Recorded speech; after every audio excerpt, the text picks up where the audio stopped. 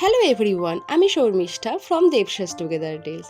আজ আমি তোমাদের শেখাবো কি করে খুব ইজি ওয়েতে তোমরা মান্ডালা ট্রাই করতে পারো। আর যদি তোমরা আমার চ্যানেলটাতে নতুন হও তাহলে একটা সাবস্ক্রাইব করে দিও। যদি ভিডিওটা ভালো লাগে তাহলে অবশ্যই লাইক কমেন্ট শেয়ার করে দিও। দেখো, এটা করার জন্য কিন্তু খুব বেশি জিনিসের দরকার নেই। Scale, pencil compass, pencil, eraser, একটা প্রোটেক্টর আর একটা পেন অবশ্যই। এই 5-6টা জিনিস দিয়ে কিন্তু তোমরা একটা মান্ডালা ক্রিয়েট করে ফেলতে পারবে। আর যার কাছে যে পেজ অ্যাভেলেবেল সেটা ইউজ করো, কোনো প্রবলেম নেই। বাট পেজের থিকনেসটা যদি একটু মোটা হয় সেটা খেয়াল রাখবে, কারণ থিকনেসটা যদি পাতলা হয় তাহলে কি হবে না, পেনে কাজ করছো পিছনে ফুটে উঠবে, দেখতেও বাজে লাগবে। তো তারপরে আর কি, আমি এটা করার আগে পেজটাকে একটু ওয়াটার কালার করে নিয়েছিলাম, তোমরা চাইলে এটা স্কিপ করতে পারো। দেন কি করবে, পেজের মিডিলটা তোমরা খুঁজে নেওয়ার চেষ্টা করবে। মিডিলটা যখন খুঁজে পেয়ে গেলে তারপর তোমরা পরপর একটা সার্কেল ড্র করে নেবে। মিডল থেকেই একদম মিডলটা সেম থাকবে, সার্কেল ড্র করে নিলে। নেয়ার পরে কি করবে, এই সে প্রোটেক্টরটা তোমরা ইউজ করছো সেটা দিয়ে তোমরা 10 ডিগ্রি বা 15 বা 20, যে যেটাতে কমফোর্টেবল সেটা করো। যখন প্রথমে ট্রাই করছো আমি বলবো 10টা বা 15টা ট্রাই করতে পারো, 20টা তখন করো না, কারণ ডিজাইনটা তোমাদের তখন অনেকটা বেশি স্পেস হয়ে গেলে না কি করবে সেটা মাথায় আসবে না। আর যদি ডিস্টেন্সটা যদি অল্প হয় তোমরা সেম জিনিসটা রিপিট করছো।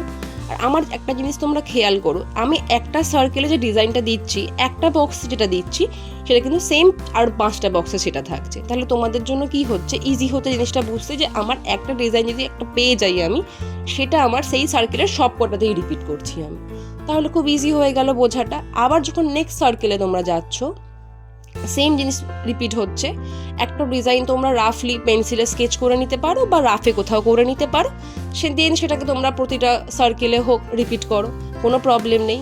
তারপরে কি করবে তোমরা, দেখো তোমরা যখন মাঝখান থেকে শুরু করছো, তো একদম স্টার্টিং থেকে শুরু করে যখন বাইরের দিকে যাচ্ছ চেষ্টা করবে একটুখানি ফিল করার, যে গ্যাপগুলো তোমরা দিচ্ছ, তো একটা ফ্লাওয়ার মোটিভ তুমি কিছু করছো, সেই মোটিভটার কিছুটা অংশ ফিল করার চেষ্টা, তার ভিতরের অংশটা হতে পারে বা বাইরের অংশটা হতে পারে, সেটা ফিল করার চেষ্টা করো, তাহলে দেখবে ডিজাইনটা কিন্তু খুব ভালো আসছে।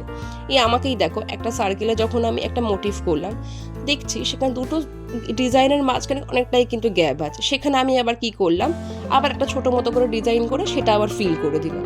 র্যান্ডম ডিজাইন করতে পারো, তোমাদের এখানে কোনো রুল নেই যে আমাকে এই বক্সে বা এই সার্কেলের মধ্যে আমাকে এই ডিজাইনটাই করতে হবে। তোমাদের মনের মধ্যে যা ডিজাইন আসবে সেটা তোমরা করে ফেলতে পারো, কোনো প্রবলেম নেই। বা আমারটা যদি তোমরা রিক্রিয়েট করতে চাও সেটাও করতে পারো, তাতেও কোনো প্রবলেম নেই।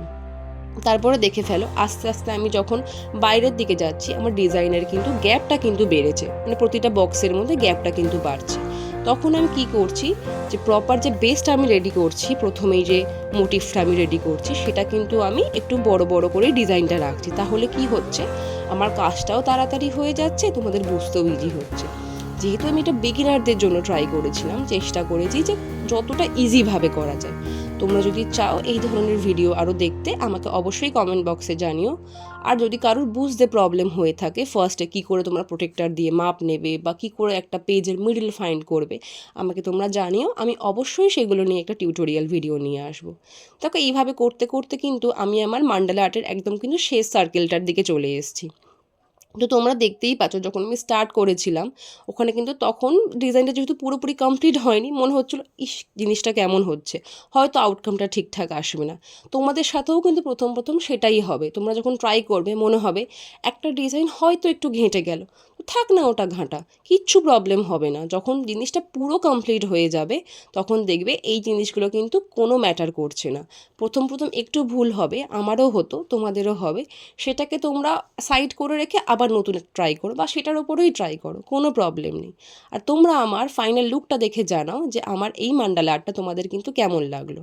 আর যদি ভালো লেগে থাকে অবশ্যই চ্যানেলটাকে লাইক শেয়ার সাবস্ক্রাইব করে দিও। তো আজকের জন্য এইটুকুই, আমি আসি, থ্যাংক ইউ।